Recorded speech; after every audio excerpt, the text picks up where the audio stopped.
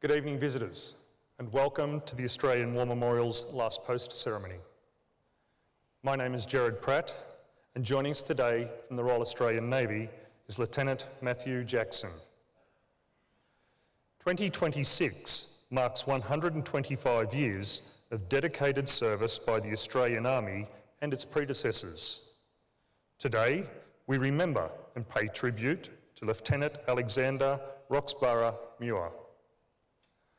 We warmly welcome members of the 45th Battalion Association in attendance, the 2026 General Sir John Monash Scholars, and the delegation representing the Australian War College Defence Strategic Studies course and the United States Air War College.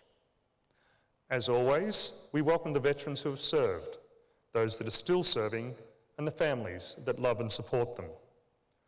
The live stream of this ceremony is made possible by the Returned and Services League of Australia and the RSL and Services Clubs Association. We welcome veterans who are watching the broadcast of this ceremony across Australia. During this evening's ceremony, wreaths will be laid at the base of the pool of reflection by visitors to the memorial and students on behalf of Orange Anglican Grammar School visiting from Orange, New South Wales.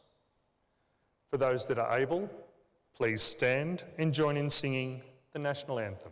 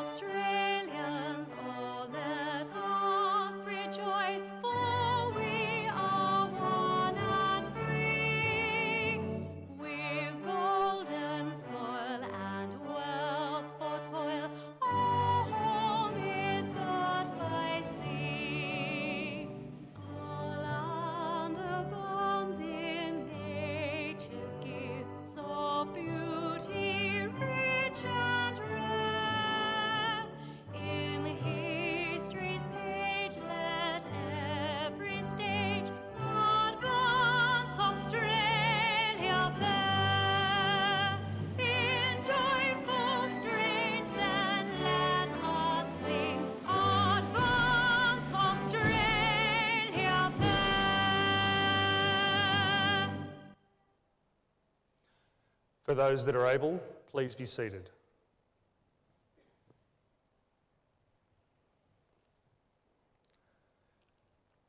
The Australian War Memorial was the vision of Charles Bean, Australia's First World War official historian. Bean landed with the Australian troops on Gallipoli and remained with them at the front through until the end of the war. The idea of this national memorial and museum came to him at Pozières, France, in the depths of the bloody fighting of 1916. Bean's idea was that this would be a place where families and friends could mourn loved ones buried in faraway places. It would also be a place that could help all Australians understand what these men and women had endured and what they had done for us. Bean's vision, to which we remain true, is best expressed as inscribed in the entrance to the memorial's galleries. Here is their spirit in the heart of the land they loved, and here we guard the record which they themselves made. Tonight, we will read the story behind just one of those listed on the Roll of Honour, which records the names of more than 103,000 men and women who have given their lives for us in war and on operations for more than a century. But first, we present a lament, Flowers of the Forest. Wreaths or floral tributes will now be laid at the base of the pool of reflection.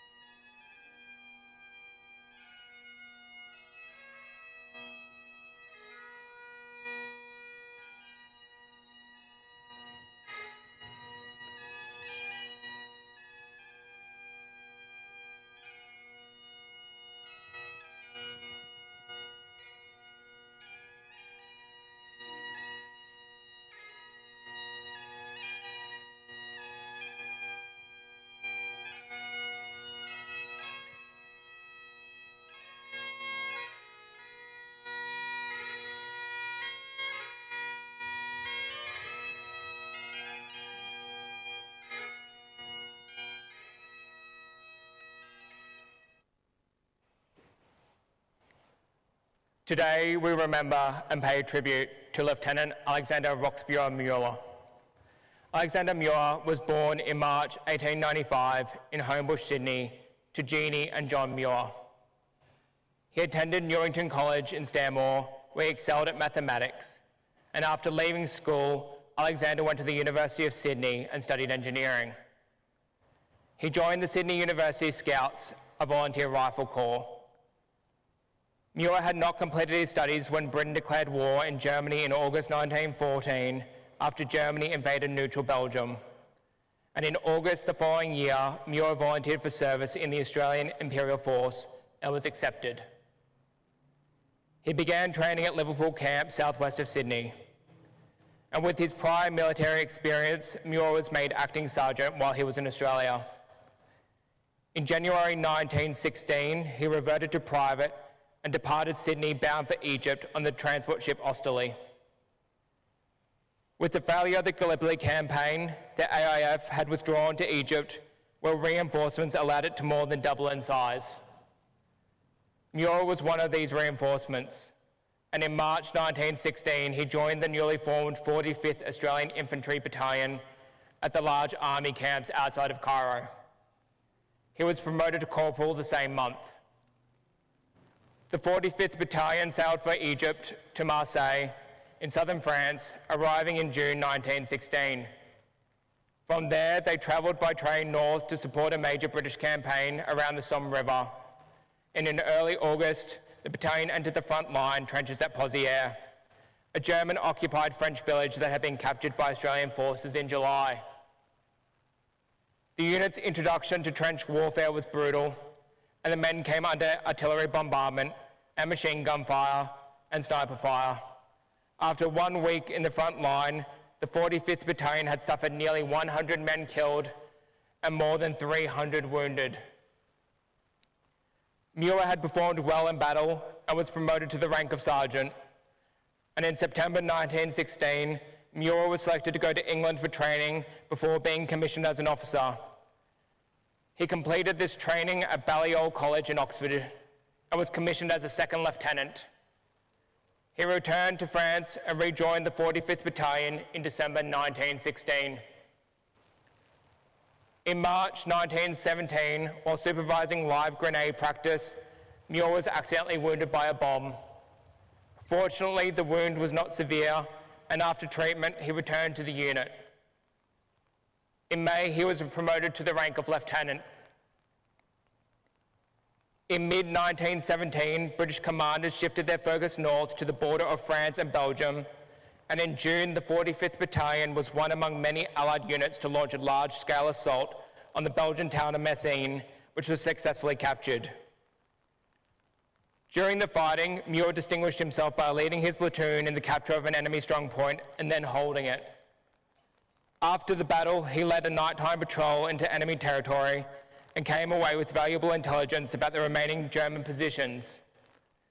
For his conspicuous leadership, he was awarded the Military Cross. After the successful capture of Messines, the ridgeline behind the town of Passchendaele became the next objective for the British Imperial forces. In early October, rain set in and the battlefield rapidly became almost impassable. British commanders ordered that the assault on Passchendaele go ahead despite the conditions. And on the 12th of October 1917, the 45th Battalion attacked alongside a large number of British and Imperial troops. The following day, the men of the 45th Battalion were relieved by other Australian troops and fell back to a trench line behind the front lines. In the afternoon of the 13th of October, Muir was in a shell hole with other soldiers of the battalion when a shell burst nearby. He was struck in the head by a shell fragment and killed instantly. Muir was 22 years old. He was buried near where he fell, but the area was shelled extensively afterwards, and the location of his grave was lost. Muir's name is inscribed on the Menin Gate Memorial in Ypres, which lists more than 54,000 Commonwealth servicemen who died in Belgium during the war and have no known grave. Lieutenant Alexander Roxburgh Muir, MC, is listed on the Roll of Honour on my right, among almost 62,000 Australians who died while serving in the First World War. His photograph is displayed today beside the pool of reflection, but this is one of many stories of service and sacrifice told here at the Australian War Memorial. We now remember Lieutenant Alexander Roxburgh Muir, MC, who gave his life for us, for our freedoms, and in the hope of a better world.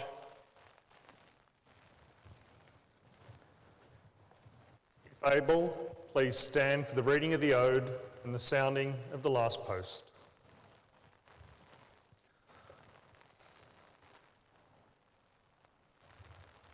They shall grow not old, as we that are left grow old. Age shall not weary them, nor the years condemn. At the going down of the sun, and in the morning, we will remember them. We will remember them.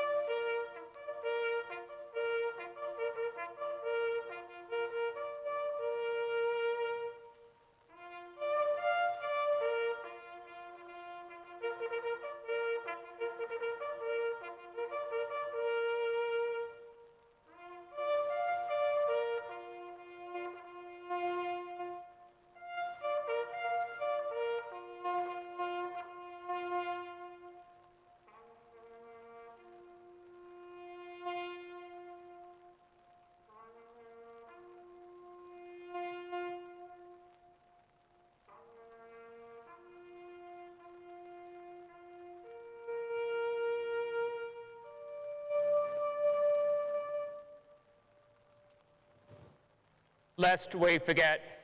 Lest we forget.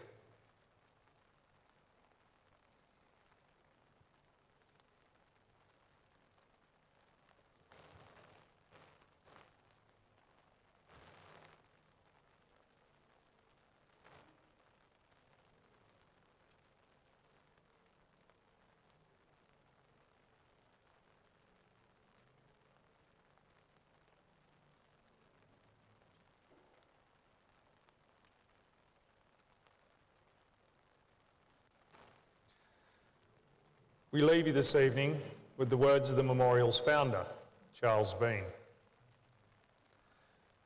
Many a man lying out there at Pozières, or in the low scrub at Gallipoli, with his poor, tired senses barely working through the fever of his brain, has thought in his last moments, well, it's over.